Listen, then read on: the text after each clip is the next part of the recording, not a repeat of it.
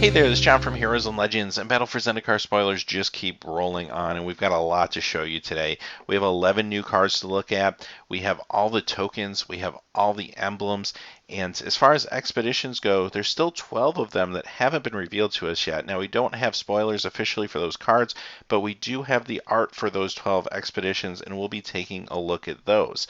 So if you're new to the channel, definitely a good time to subscribe. We'll be doing another spoiler video tomorrow, and then starting on Friday when the full set's spoiled, we'll begin our full set review with the white cards, and then we'll move through each color and get you prepared for the pre-release.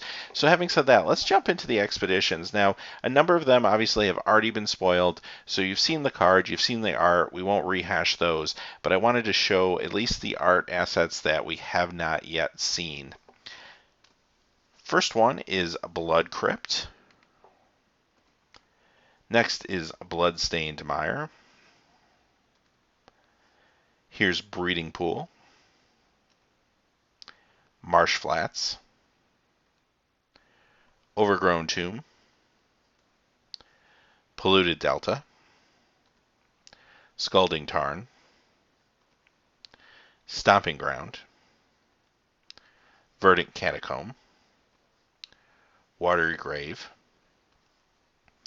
Windswept Heath, and finally Wooded Foothills.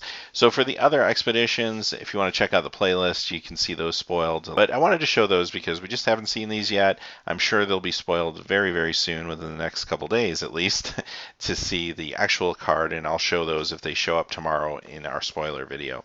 So having said that, let's move on to the tokens. First we have our Eldrazi 10/10 token. We have 3 versions of the Eldrazi Sign token. We have a Knight Ally, Core Ally, Octopus, Dragon, Elemental, Plant, and the Red-Green Elemental. And finally, we have our emblems. There's our Gideon, Kiora, and Omnixilis emblems. So now that we've gotten through all that, let's jump into those 11 new cards and take a closer look at them. Let's start off with Scour from Existence. This costs 7. It's an instant, exile target permanent. It's at the common spot. So this will be great in limited. It's, first off, usually anything in limited that's removal is going to be great.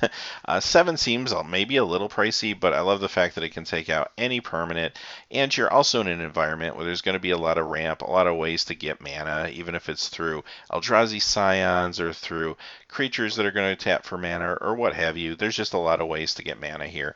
So this is going to be awesome in limited. I really like this card. There'll be a lot of these floating around at the common level. It does get rid of lands too, so you want to keep that in mind. It's not a destroy or exile non-land permanent. And it also works very well with your processors. So it's just doing a whole lot of things. As far as constructed goes, it's probably a little spendy to get into standard. However, could this find a place in the modern Tron deck? Maybe even as a sideboard card? I don't know. It's pretty powerful. 7 mana, all of it colorless at instant speed. Could be a tool the Tron deck may want, or at least want to be able to sideboard in. So I guess time will tell, but pretty cool card there. Next is a Benthic Infiltrator. Cost a blue, 2 colorless. It's an Eldrazi drone, and it's a 1/4 with Devoid, Ingest, and it can't be blocked.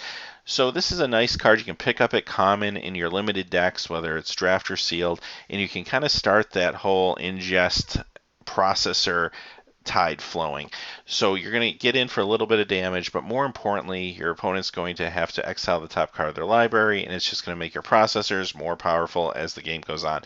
And as you'll see, we're starting to see a blue-black processor deck sort of coming together, which looks kind of interesting.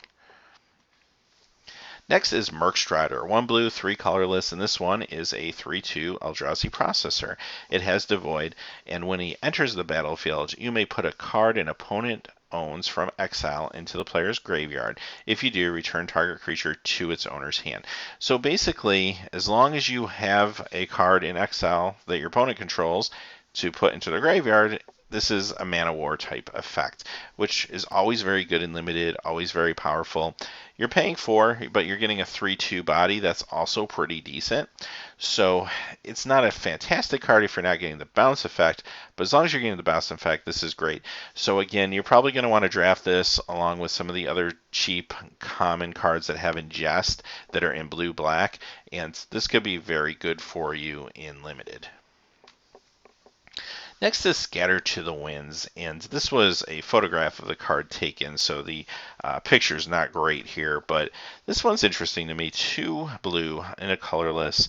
It's an instant, counter target spell, but it has Awaken 3 for 2 blue and 4 colorless, and this is a rare. I don't know how I feel about this one, so let me start off by saying this. The more this set's spoiled, I'm starting to pick up on the trend that was very similar to Rise of the Eldrazi, which, if you never played Rise of the Eldrazi Limited, it's an awesome environment. It's actually probably one of the most fun limited environments that was ever printed.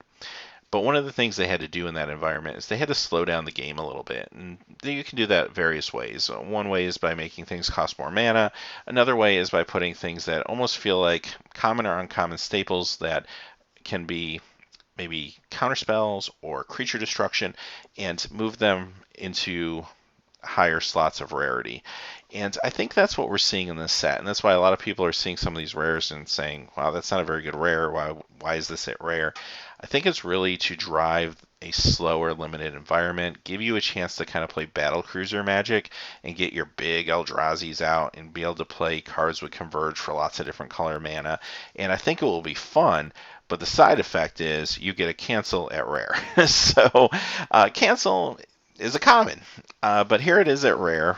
Now, to make it not just cancel at rare, obviously they're going to do something with it, and that's Awaken 3.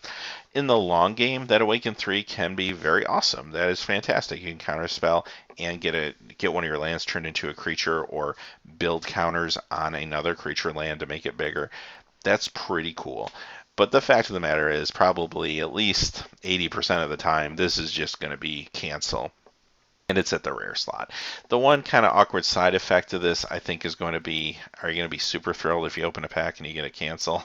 And the other side effect is going to be, there are going to be cards that are kind of staple standard cards that are now elevated maybe into the rare slot, which would have been uncommons before, and may run you a little more money. So that's maybe a downside to this, but I do think they're trying to stay true to the limited environment, and that's why you're seeing things like this.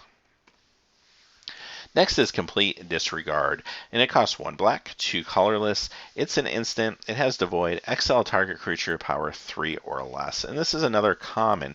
I like this one a lot, actually. This feels like Reeve Soul, but at instant speed. It's going to cost you 1 more, but I'm okay with that because I can play it as an instant. And Reeve Soul is pretty good. If you played with it in Magic Origins, it can do a little bit of work. Now, granted, it's probably not going to be quite as good in this environment because there's a lot more large creatures, but at the same time, there's enough small enabler creatures out there that it will still do some work for you. So I really like this. This is going to be awesome and limited. Could be strong enough, too, to see some play into standard, considering we're about to lose a block, and removal is going to be necessary, and the environment's going to be a little bit softer with less cards to choose from. Next is Culling Drone, 1 black and a colorless. This is an Eldrazi drone. It's another common. It has Devoid and Ingest, and it's a 2/2. So this is your grizzly bear that's going to get in there and start to take some of your opponent's cards from their library into the exile zone. Just what you need for your processors. So another real cool limited card for that deck. Next we have a mythic. It's Drana, Liberator of Malakir, 2 black and a colorless. It's a 2/3 legendary vampire ally. She's got flying, first strike, and when she deals combat damage to a player, put a +1/+1 counter on each attacking creature you control. So she's super pushed. I love this card. First off, you get a 2/3 flying first strike creature for 3. That's kind of awesome. On top of that, her ability works really well with the first strike, so you can attack with your team.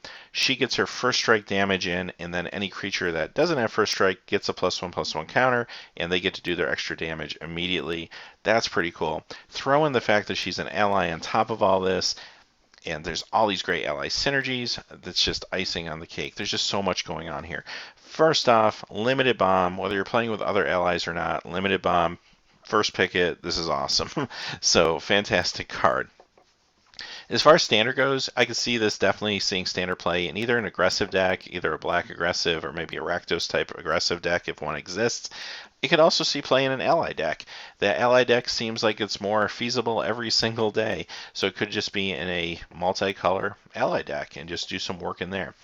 Look at Commander. I think she'd make an awesome Commander in a real aggressive black deck with a lot of small creatures getting in there. I think that would be a really cool Commander deck to see, and she'd be very cheap to cast, especially early game, repeatedly if you do lose her. So I do like this card a lot. Also fits into Tiny Leaders, so another format this card's going to be good in.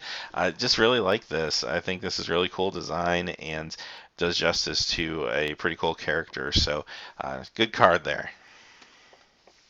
Next we have Ghoul Dra's Overseer, 2 black, 4 colorless. This is a 3/4 vampire. It is flying and landfall. Whenever a land enters the battlefield under your control, other creatures you control get +1/+0 until end of turn. If it's a swamp, then instead they get +2/+0 until end of turn. Great card. This is a 3/4 flyer for 6, so it's a little pricey, but you're still going to be okay spending that in most cases in limited. But her ability puts it over the top. I love the fact that it pumps all your other creatures with landfall and pumps them pretty significantly in the power department when you put a swamp down. So I do like this card for limited. Next is Raker, 1 black and 3 colorless. This is a 3/3 Eldrazi processor, has Devoid. This is another common, and when he enters the battlefield, you may put a card an opponent owns from exile into the player's graveyard. If you do, each opponent discards a card. So you get a 3/3 for 4 in limited. Those are just fine stats, nothing wrong with that at all. And then on top of it, you get a little discard as long as you can play around with the processor effect a little bit. Yeah, that's just icing on the cake. So again, this is just going to fit very well in that black-blue processor deck that seems to be manifesting itself through these spoilers. Another really good limited card for that deck. Next is another interesting one. This was spoiled as a German language card, and it's called Beast Caller Expert.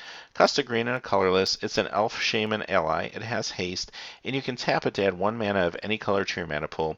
Use this mana only to cast creature spells. Okay, so first off, just want to look at the art for a moment. I love the fact that Lotus Cobra has a cameo there. That's pretty cool. Love that. So aside from that, here's another card that feels like probably would have been a common or uncommon in other sets. But here it's a rare. And again, they're trying to slow down the game a little bit, trying to slow the ramp down a little bit and make it a little less accessible in the limited game. And like I said, it's a little bit painful in one hand, but on the other hand, I get it, and it's probably going to make for a lot of fun drafts and a lot of fun sealed games. So let's look at this card specifically. I like that it is a 2-drop, but it has haste, so it kind of feels like a 1-drop mana dork. You can still use it on turn 2, so that's pretty cool. Kind of sad they can only use it for creatures, but obviously this is here to enable the multicolor for allies specifically. So this is a way to maybe splash another color in your ally deck and expand on how many allies you can use. So that's kind of cool.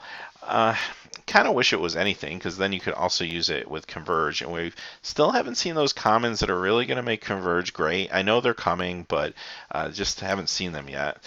Now, this being at the rare slot, the sad part is it's not going to show up a lot. So as good as it is for enabling these things, you're not going to see it a whole lot in limited.